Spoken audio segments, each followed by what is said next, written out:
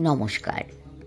খুদে যাযাবর ইস্তাসি এবং তার আনাতি দাদা কি করছে দেখা যাক তৃতীয় পর্বে। দেখতে পাওয়ার মতো তেমন কিছু তখনও দেখতে না পেয়ে আমি আরও চাপাস্বরে জিজ্ঞেস করলুম, কি? দুটো চোখ। আমার বুকটা ছ্যাঁত করে উঠল। স্বাভাবিক কারণেই সেই চোখ দুটো দেখার জন্যে আমার চোখ দুটো ছটফটিয়ে ঝলসে উঠল। কিন্তু অন্ধকার ঘুটঘুটে বনে কোথায় যে সেই চোখ, আমি আতিপাতি করেও তা দেখতে পেলুম না। তাই আবার জিজ্ঞেস করলুম, কই? জিজ্ঞেস করার সঙ্গে সঙ্গে দেখি আনাতি দাদার চোখ দুটো এতক্ষণ যেদিকে স্থির হয়েছিল সেদিকে ঝোপটা মরমর করে কেঁপে উঠল। মনে হলো দুরন্ত গদিতে কে যেন অন্য কোথাও লুকিয়ে পড়ল। আমি আঁতকে আনাতি দাদাকে জড়িয়ে ধরলুম। আনাতি দাদা চোখের পলকে রিভলভারটা পকেট থেকে বার করে ফেলল। আমরা দুজনেই ধরফরিয়ে দাঁড়িয়ে পড়লুম। বুঝতেই পারছ, আমরা দুজনেই তখন বোবা হয়ে গেছি। উত্তেজনায় দুজনেই হাঁপাচ্ছি। আমাদের নিঃশ্বাসের শব্দগুলো সামলাবার আপ্রাণ চেষ্টা করছি, কিন্তু পারছি না।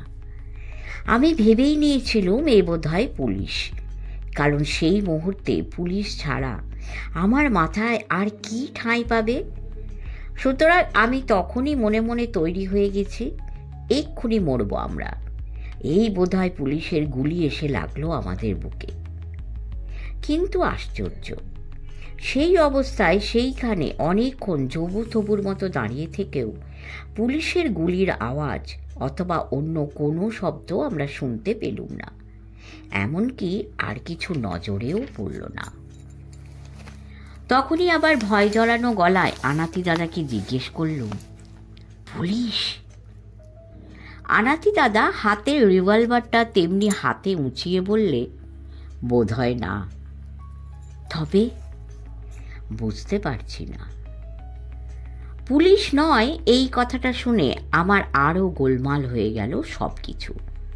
পুলিশ না হলে আর কি হতে পারে? এমন ঘন জঙ্গলে এই গভীর রাতে আর কে আমাদের লুকিয়ে লুকিয়ে দেখবে? আমি ভেবে কুল পাচ্ছি না। এমন সময় আনাতি দাদা হঠাৎ আমার হাতটা আবার ধরল, একটু দূরে সরিয়ে আনল। অবশ্য আনাতি দাদা তার চোখের দৃষ্টিটা সেই ঝোপের দিকে স্থির করে রেখে দিল। তারপর তড়িৎ গতিতে আর একটা মস্ত গাছের আড়ালে লুকিয়ে পড়ল। সেখান থেকে উঁকি ঝুঁকি মারতে লাগল। অনেকক্ষণ পরে যখন মনে হলো তেমন কিছু নয়, তখন আমার নিঃশ্বাসের শব্দটাও প্রায় স্বাভাবিক হয়ে এসেছে। কিন্তু তবু আনাতি দাদাকে নিশ্চিন্ত হতে দেখলুম না। তার হাবে ভাবে মনে হলো না এই গাছটার আড়াল থেকে আনাতি দাদা এখনই বেরিয়ে পড়বে। সুতরাং মনে মনে ভেবে নিলুম, তাহলে বোধহয় বিপদ এখনো কাটেনি। কাজেই আনাতি দাদার গা ঘেঁষে আমি চুপচাপ দাঁড়িয়ে রইলুম। এমন সময় হঠাৎই আমার মনে হলো আমার পিঠের উপর যেন একটা গরম বাতাস ধাক্কা মারছে। আমি বুঝতে পারলুম এ কারো নিঃশ্বাসের ধাক্কা। নিশ্চয়ই আমার পেছনে কেউ এসে দাঁড়িয়েছে। ঝট করে পিছন ফিরে তাকাতেই আমি ভয়ে নিথর পাথর। আমার পেছনে তখন কোনো পুলিশ না, কোনো মানুষ না, একটা অচেনা জন্তু। জন্তুটা তার মাথাটাকে আমার পিঠে টিপ করে দাঁড়িয়ে আছে। মনে হলো এই বুঝি ঢু মেরে আমার পিলে ফাটিয়ে দেয়। বুঝতেই পারছো, আমি নেহাতি ছোট। সুতরাং আমার পক্ষে সেই ভয়ঙ্কর চেহারার জন্তুটাকে দেখে সেই সময় চুপটি করে দাঁড়িয়ে থাকা কি সম্ভব? আমি চিৎকার করে উঠলুম, আনাতি দাদা! আচমকা আমার এমন চিৎকার শুনে আনাতি দাদাও বিদ্যুৎ গতিতে ঘুরে দাঁড়িয়েছে। সেই জন্তুটার দিকে নজর পড়তে আঁতকে চিৎকার করে উঠল, ইস্তাসি, বাইসন! বলেই আমার হাতটা ধরে মারলে লাফ, তারপর দৌড়। আমি বুঝতে পারলুম এই দৌড় আমাদের বাঁচার জন্য ব্যর্থ চেষ্টা। কেননা এখানে সহজে দৌড় দেওয়া যায় না, সে কথা তোমাদের আগেই বলেছি। আর দৌড়তে পারলেও জঙ্গলের জন্তুর সঙ্গে পাল্লা দেওয়া আমাদের কম্য নয়। সুতরাং আনাতি দাদা আমার হাত ধরে এর ফাঁকে ওর ফাঁকে ঘুরপাক খাচ্ছে বটে, কিন্তু জন্তুটাও তাড়া লাগিয়ে আমাদের প্রায় কাবু করে ফেলেছে। আমরা দুজনেই এমন ভয় পেয়ে গেছিলুম যে সেই সময় রিভলভারটা ছুঁড়লে যে বাঁচতে পারি সে কথা কারোরই মনে পড়ল না। একবার যদি মনে পড়তো তবে প্রাণ বাঁচাতে এত ছোটাছুটি দরকারই হতো না। তাছাড়া জন্তুটার জঙ্গলের ঘোঁত ঘাত সবই জানা, আমরা তার সঙ্গে পারবো কেন? চরকি খেতে খেতে আমাদের যতই দম ছুটে যায়, বাইসনটা ততই যেন তেজ বাড়ায়। শেষমেশ আমারই পিঠের ওপর সেই বিকট চেহারার বাইসনটা টেনে মারলে এক গোঁত্তা। আমি আর কিছু জানি না, শুধু এইটুকু মনে আছে, বাইসনের মাথার সেই প্রচণ্ড গোঁত্তা যখন আমার পিঠে এসে পড়ল, মনে হলো যেন খুব উঁচু একটা পাহাড়ের ওপর থেকে একটা পাথরের চাই আমার ঘাড়ে পড়েছে। আমি গুঁড়িয়ে গেছি, আমার টুকরো টুকরো হাড়গোড়গুলো 7 হাত দূরে দূরে ছিটকে ছড়িয়ে গেছে। তারপরেই আমার চোখে সব অন্ধকার। ধীরে ধীরে আমার চোখের অন্ধকার যখন কেটে গেল, তখন রাতের অন্ধকারও চলে গেছে। আমার জ্ঞান ফিরে এসেছে, কিন্তু কেমন যেন একটা আচ্ছন্ন ভাব। আমি কিছুই ভালো করে দেখতে পাচ্ছিলুম না, সবই কেমন যেন অস্পষ্ট। সুতরাং আমি বুঝতে পারলুম না এখন আমি কোথায় শুয়ে আছি। একটু পরেই আমার চোখের ঝাপসা ভাবটা কেটে যেতে আমি ধরফড়িয়ে উঠে বসতে গেছি, পারিনি। উঠতে গিয়ে পিঠের ওপর এমন একটা প্রচণ্ড ব্যথা অনুভব করলুম যে ওঠা তো দূরের কথা, মনে হলো আমার পিঠের শির দাঁড়াটা বুঝি ভেঙে চুরমার হয়ে গেছে। অন্য সময় হলে নিশ্চয়ই ওই ব্যথার চোটে কোকিয়ে উঠতুম, কিন্তু এখন এই অসহ্য যন্ত্রণাতেও আমার মুখ ফুটে টু শব্দটি পর্যন্ত বেরুল না। আসলে এই মুহূর্তে আমার মুখ দিয়ে কথা না ফোটারই কথা, কারণ আমার জ্ঞান ফিরে আসার প্রায় সঙ্গে সঙ্গে একটা মিষ্টি শব্দ যেন আমার কানে ভেসে এলো। মনে হলো বুঝিবা আমার ব্যান্ডুরিয়ার তারে তারে কার যেন আলতো হাতে ছোঁয়া লাগছে, তারগুলো টুং টাং করে বেজে উঠছে।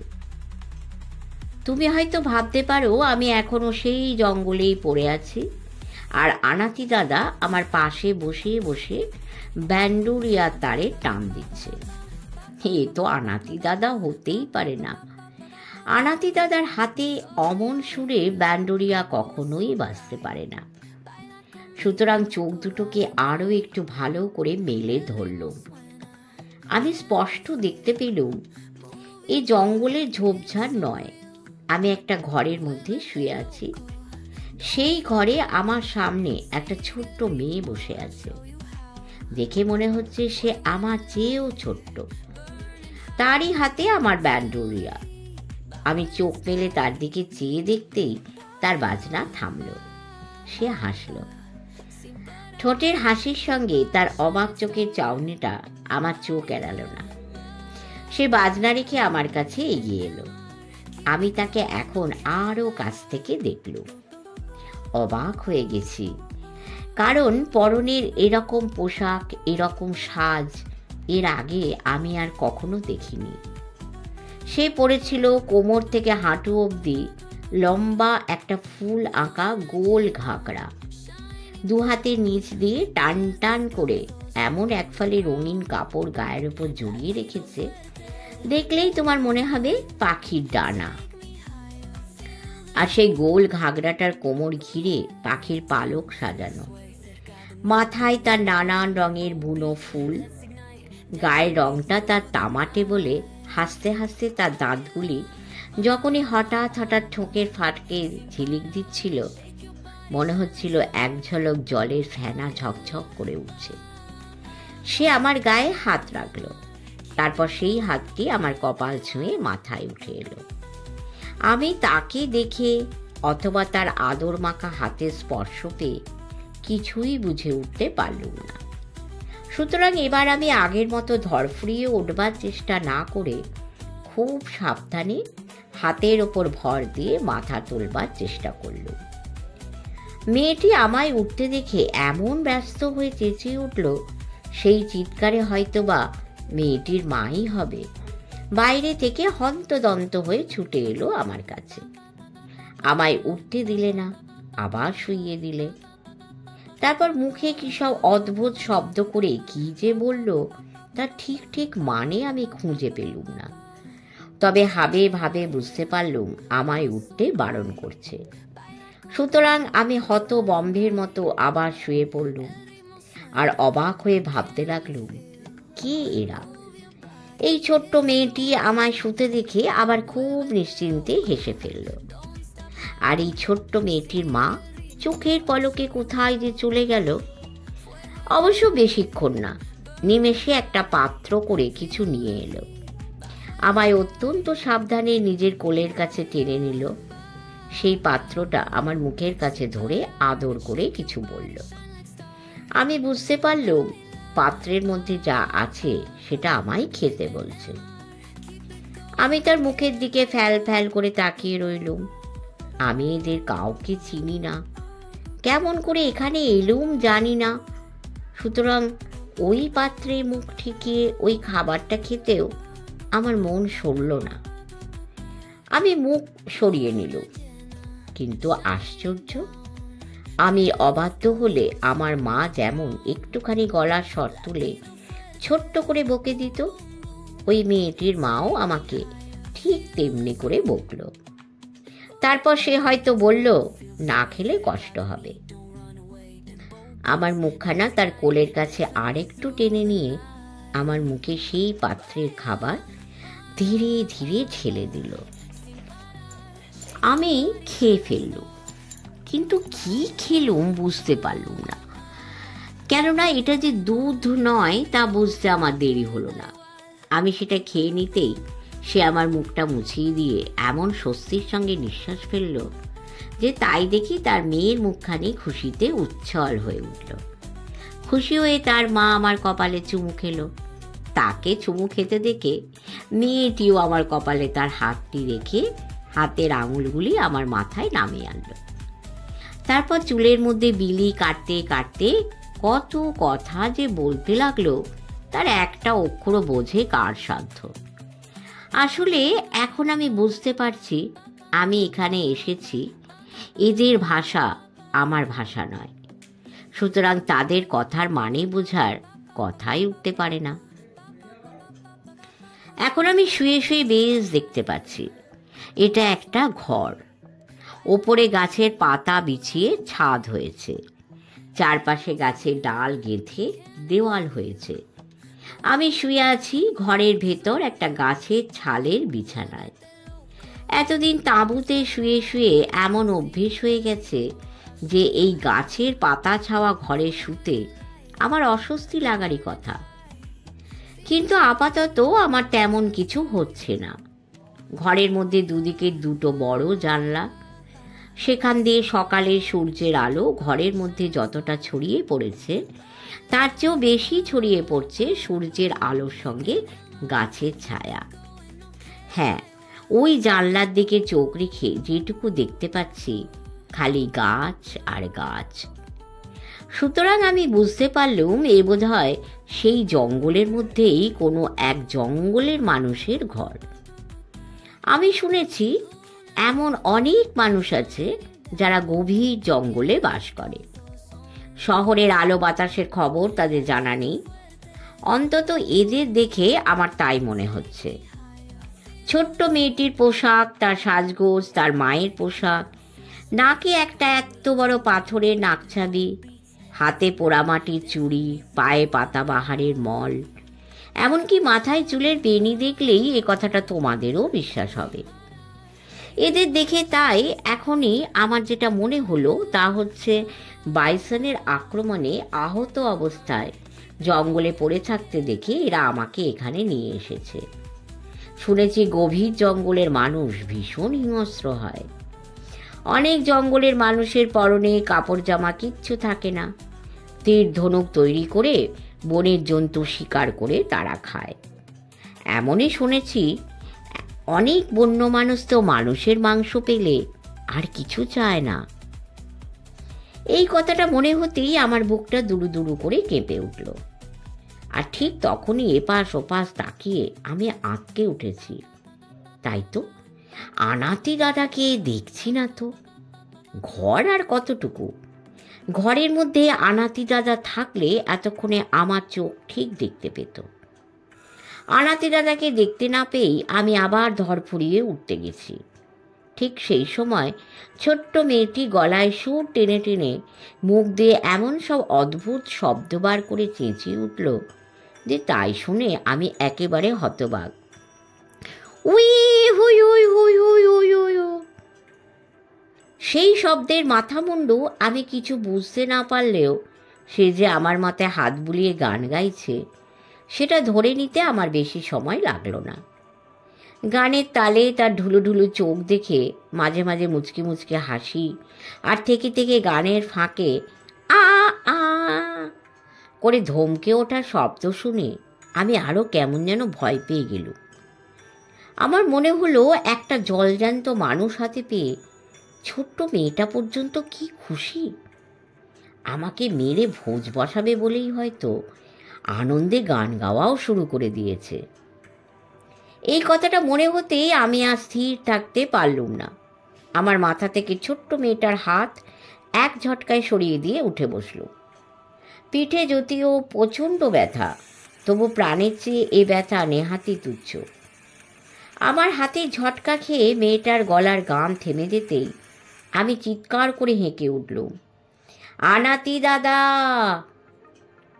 মেয়েটা হাঁদার মতো ফ্যাল ফ্যাল করে চেয়ে রইল আমার দিকে। আমি আবার ডাক দিলুম, আনাতি দাদা! সাড়া পেলুম না। সুতরাং দাঁড়াবার জন্যে অতি কষ্টে পায়ে ভর দিলুম। টাল খাচ্ছি। খেতে খেতে প্রায় যখন পড়ি পড়ি মেয়েটা আমায় দুহাত দিয়ে জড়িয়ে ধরল। তারপর এমন চোখ মুখ করে কাকুতি মিনতি করতে লাগলো যে আমি বুঝতে পারলুম সে আমাকে উঠতে বারণ করছে। কিন্তু এখন তার এসব কাকুতি মিনতি আমার কানে ঢুকবে না, কেননা এখন আমার মনের ভেতরটা গুমড়ে গুমড়ে কেঁদে উঠছে। আনাতি দাদা, তুমি কই?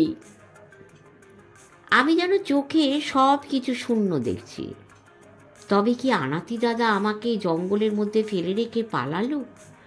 আনাতি দাদা কি ভাবলো বাইসনের আক্রমণে আমি মরে গেছি, নাকি বাইসনটা আনাতি দাদাকেই মেরে ফেলেছে? যতই ভাবছি আমার বুকের ভেতরটা হু হু করে উঠেছে। আমার একই বিপদ হচ্ছে একের পর এক। আমি এখন কি করব? কোথা যাব? কে বাঁচাবে আমাকে এই জঙ্গলের মানুষের হাত থেকে? আমি দাঁড়াতে পারলুম না, নিঃশব্দে আবার বসে পড়লুম। আমি বসে পড়তেই মেয়েটাও কপা পিছিয়ে গেল। তারপরে আমি তার মুখের দিকে চেয়ে থ হয়ে গেছি। যে মেয়েকে এতক্ষণ আমার মনে হচ্ছিল জঙ্গলের এক ভয়ঙ্কর হিংস্র মানুষের মেয়ে, হঠাৎ দেখি তার চোখ দুটো জলে টলটল করছে। সে কাঁদছে। আমার অবাক হওয়ারই কথা, কেননা এই তো একটু আগেই সে আমার দিকে চেয়ে হাসছিল, আমার মাথায় হাত রেখে গান গাইছিল। হঠাৎ সে কাঁদে কেন? আমার সব যেন কেমন গোলমাল হয়ে গেল। এ তো আচ্ছা ধাঁধা। মেয়েটাকে যে কিছু জিজ্ঞেস করব তারও তো উপায় নেই। আমার কথা বুঝতেই পারবে না। তবে কি করব এখন? আমার আর কি করার আছে? যা করার মেয়ের মাই করবে। মা তো আছে। না, মা ছিল না তখন। আমাকে খাইয়ে সে যে কোথায় গেছে আমি আর দেখতে পাচ্ছি না। কাছে পিঠে থাকলে কি আর ছুটে আসতো না? কারণ আমি তখন ভীষণ চিৎকার করে আনাতি দাদাকে ডাক দিয়েছি। তবে কি ঘাতককে ডাকতে গেছে? একটু পরেই বুঝি সে আসবে, এসে আমায় মেরে ফেলবে। হ্যাঁ, এলো। একজন নয়, এক দল। জানি না এরা ঘাতক কিনা। তাদের সঙ্গে এলো মেয়েটার মা আর বাবাও। আমার একেবারে মুখের সামনে এসে দাঁড়ালো। সেই বোধহয় আমাকে হত্যা করবে। বোধহয় দলের পাণ্ডা। কেননা তার সাজ গোজ রং চং দেখলে এটাই তোমার মনে হবে। লোকটা একটা ছোট্ট মতো গাছের ছালের চাটায় কোমরে জড়িয়েছে। গায়ে তার নানান রকম উল্কি আঁকা, মুখে ছাই ছাই মাটি মেখেছে, চোখ আর নাকের পাশে মোটা কালো কালো দাগ, মাথায় লম্বা লম্বা পাখির পালক গাঁথা টুপি। টুপিটা এত বড় যে একেবারে ঘাড় অব্দি নেমে এসেছে। হাতে গলায় নানান রকমের গয়না, কোনোটা কাঠ কেটে কেটে সুন্দর করে বানানো, আবার কোনোটা পাথর ঘষে ঘষে তৈরি। লোকটার হাতে একটা কাঠের নল, অনেকটা বড় তালপাতার বাঁশির মতো দেখতে। মানুষ মারার অস্ত্রের বদলে কেন যে লোকটা অমন একটা নল হাতে করে নিয়ে এসেছে আমি বুঝতে পারলুম না। এরই এক ফাঁকে আমার হঠাৎ নজর পড়ল সেই মেয়েটার দিকে। এ কি কাণ্ড! যে মেয়ে এতক্ষণ চোখের জলে ভেসে যাচ্ছিল, সে দেখো তার মুখে হাসি। এমনকি ওই যে লোকগুলো সঙ্গে এসেছে তারাও খুশিতে চিৎকার করে নিজেদের মধ্যে এমন কথাবার্তা চালাচ্ছে যে তা শুনে কানে তালা লেগে যাবার গত্তর। কিন্তু অত চেঁচামেচি সত্ত্বেও আমার কানে যেন শব্দ ঢুকছে না। যত শব্দ যাচ্ছে তার চেয়েও বেশি ভয়ে থির করছে আমার চোখ দুটো। কারণ পান্ডা মতো লোকটার সন্ডা মার্কা চেহারাটা ও সেই সঙ্গে তার কিম্ভূত সাজের বহর দেখলে তোমার মনে হবে লোকটা একটা আস্ত খুনি। এইবার লোকটা এগিয়ে এলো, আমার ভয় পাওয়া চোখ দুটোর দিকে ভয়ঙ্কর দৃষ্টি হেনে আর প্রচণ্ড চিৎকার করে আমায় কিছু জিজ্ঞেস করলো। আমি যেমন বোবা তেমনই বোবা। লোকটা আমার কোনো উত্তর না পেয়ে একইভাবে একই সুরে আবার চেঁচিয়ে উঠল। বোকার মতো তার মুখের দিকে চেয়ে থাকা ছাড়া এখন আমি আর কি করতে পারি? মনে হয় আমার এই বোকা বোকা চাউনি দেখেই সব কটা লোক একসঙ্গে বিচ্ছিরি ঠাট্টার সুরে হেসে উঠল, যেন আমি নেহাতি কুকুর ভেড়া। সুতরাং ভেতরে ভেতরে ভীষণ জ্বলে গেল। এখন সত্যি বলছি, মরতে আমার ভয় নেই, আমি প্রস্তুত। আমি মরে গেলে কেউ কাঁদবেও না, কেউ মনেও রাখবে না। কিন্তু তাই বলে মরার আগে আমাকে নিয়ে কেউ ঠাট্টা তামাশা করবে, এ আমি কিছুতেই সহ্য করব না। আশ্চর্য, সেই ছোট্ট মেয়েটা কিন্তু হাসল না। সে সবার মুখের দিকে এক ঝলক দৃষ্টি হেনে আমার মুখের দিকে এমনভাবে চাইল, বুঝতে কষ্ট হলো না সেও এ হাসি সহ্য করতে পারছে না। ওর মাকেও হাসতে দেখলুম, কিন্তু লক্ষ্য করলুম সে হাসিতে কেমন যেন একটা অদ্ভুত দরদ মাখানো। কিন্তু সে যাই হোক, হঠাৎ ওই হাসির মধ্যেই পান্ডা মতো লোকটা আবার বাঁচখাই গলায় হেঁকড়ে উঠল। অমনি চোখের পলকে লোকগুলো আমাকে সাঁড়াশির মতো জাপটে ধরলে। আমি সঙ্গে সঙ্গে তাদের হাত থেকে নিস্তার পাওয়ার জন্য প্রাণপণে যুদ্ধ লাগিয়ে দিলুম। কিন্তু পারবো কেন? ওই বন্য লোকগুলোর শক্তির কাছে আমার ক্ষমতা তো নেহাতি একটা টুনটুনি পাখির মতো। সুতরাং আমি যতই ধস্তাধস্তি করি, ওরা অনায়াসে আমার হাত পাগুলো চেপটে ধরে আমাকে চ্যাংদোলা করে তুলে নিল। প্রায় ঝুলিয়ে ঝুলিয়ে সেই ঘরটার ভেতর থেকে বাইরে টেনে আনলো। আমার আর অবিশ্বাস করার কোনো কারণ নেই যে আমাকে খতম করবে বলেই বাইরে নিয়ে যাচ্ছে। অতএব এখন আমি বাবা গো মা গো বলে গলা ফাটিয়ে মরা কান্না কাঁদলেও এরা আমায় নিষ্কৃতি দেবে না। এখন এদের হাত থেকে ছাড়ান পাবার জন্য আমার ধস্তাধস্তি করে আর কি লাভ? মরতে যখন হবে চুপচাপ মরাই ভালো। একটা অদ্ভুত ভাবনা ঠিক এই সময় আমার মাথায় যে কোত্থেকে এলো, মনে হলো আচ্ছা একটু পরে মরলে আমার কি হবে? কোথায় যাবে আমার প্রাণটা? আমি কি তখন সব দেখতে পাবো? দেখতে পাবো এই আলো, এই আকাশ, এই বন, এই সবুজ গাছ, পাখি, সব কিছু। শুনতে পাবো বন্দুকের আওয়াজ, বোমা, পিস্তল বা হিংস্র মানুষের চিৎকার। আমি মরে গেলে তখন কি কেউ আমাকে বলবে যাযাবর মানে শয়তান, শট, চোর অথবা ঠকবাজ? আমি তখন মানুষ ভাববে যাক শত্রু নিপাত হলো। শত্রুর মৃত্যু কি সবাইকে নিশ্চুপ করে দেয়? না তারা আরও শত্রু খুঁজে বেড়ায়? কে জানে। হ্যাঁ, আমাকে বাইরে নিয়ে এসে একটা গাছতলার সামনে শুইয়ে দিল। কাঠকুটো দিয়ে আগুন জ্বালা হয়েছে, গনগনে দাও দাও করে জ্বলছে আগুন। ছোট্ট মেয়েটার মা প্রায় ছুটে এসে আমার মাথার গোড়ায় বসল, বসে আমার মাথাটা তার কোলের ওপর তুলে নিল। আমি অবাক হয়ে তার মুখের দিকে চাইতে না চাইতেই দেখি সেই ছোট্ট মেয়েটাও এসে গেছে। সেও ঠিক আমারই পাশে হাঁটু গেড়ে বসল। সে আমাকে যতটা না দেখছে তার চেয়ে বেশি দেখছে সেই পান্ডা মতো লোকটার দিকে। পান্ডা লোকটা এরই ফাঁকে আমার কাছে এগিয়ে এসেছে। দেখি যে লোকগুলো আমাকে চ্যাংদোলা করে এখানে নিয়ে এসেছে তারা একটু তফাতে পিছিয়ে যাচ্ছে, দাঁড়িয়ে পড়েছে ষাঁড় বেঁধে। আরও দেখি কি, দুটো লোক দুটো মস্ত ঢাকের সামনে দাঁড়িয়ে আছে। এই ঢাকগুলোকে ওরা বলে থুম্বা। আমার গলায় যখন খাঁড়ার কোপ বসাবে তখন হয়তো বিকট শব্দ করে থুম্বা দুটো বেজে উঠবে ওদের হাতের তালে। তারপর এই বনের মানুষগুলো আমার রক্ত নিয়ে আনন্দে মাখামাখি করবে। কিন্তু আমায় যে কোন অস্ত্র দিয়ে হত্যা করা হবে তা এখনো পর্যন্ত আমি দেখতে পাইনি। এখন এই মুহূর্তে সেটা দেখার জন্যই আমার চোখ দুটো ছটফটিয়ে উঠল। সেটা কি খাঁড়া না আর কিছু? কিন্তু কোনো ধারালো অস্ত্র তো ধারে কাছে নজরে পড়ছে না।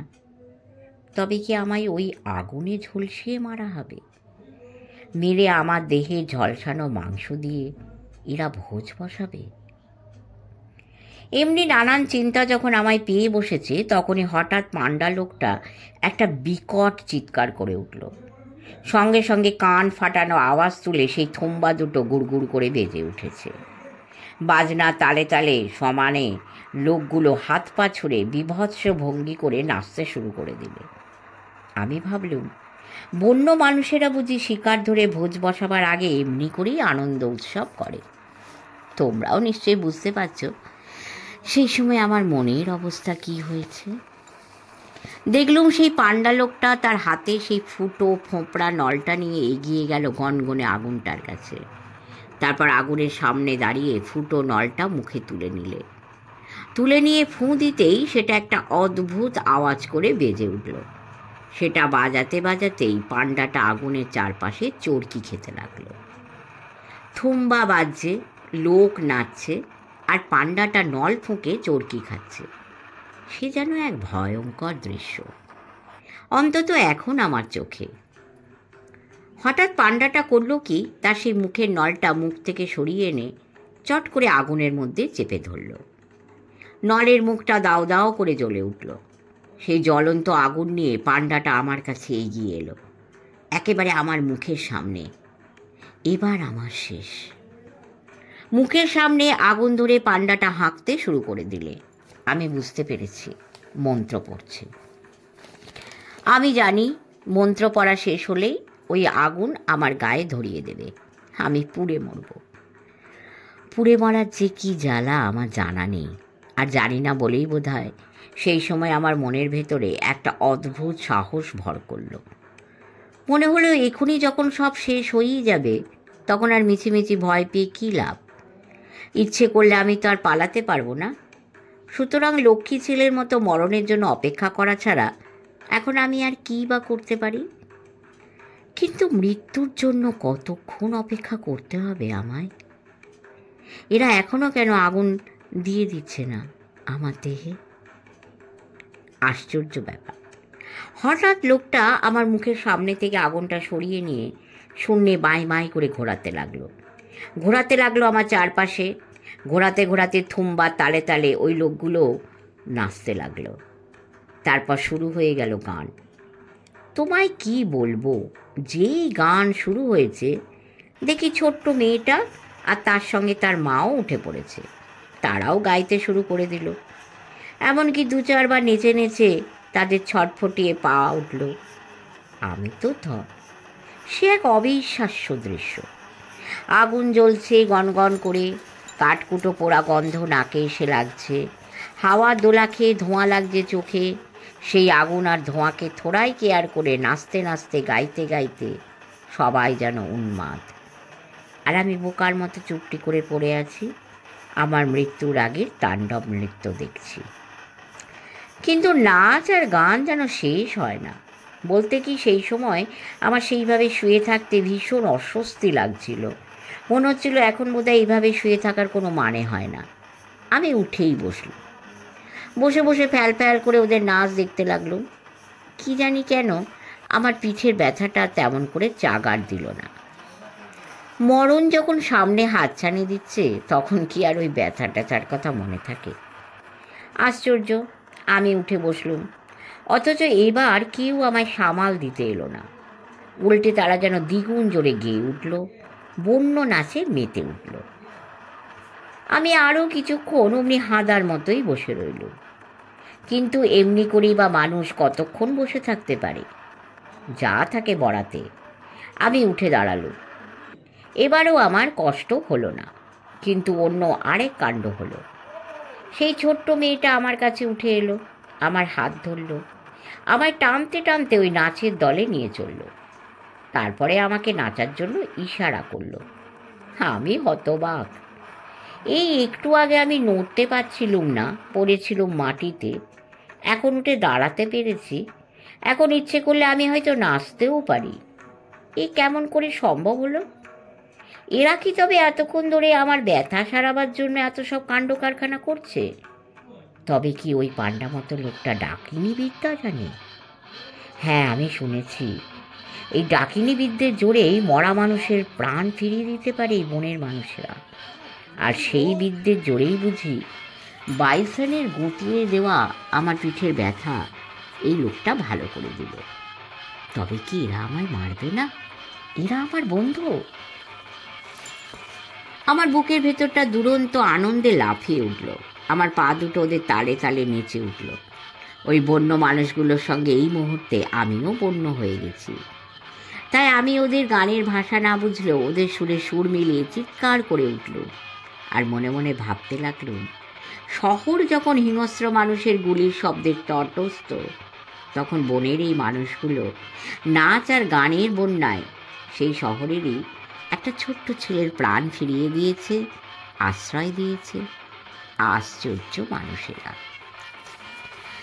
শেষ করলাম তৃতীয় পর্ব।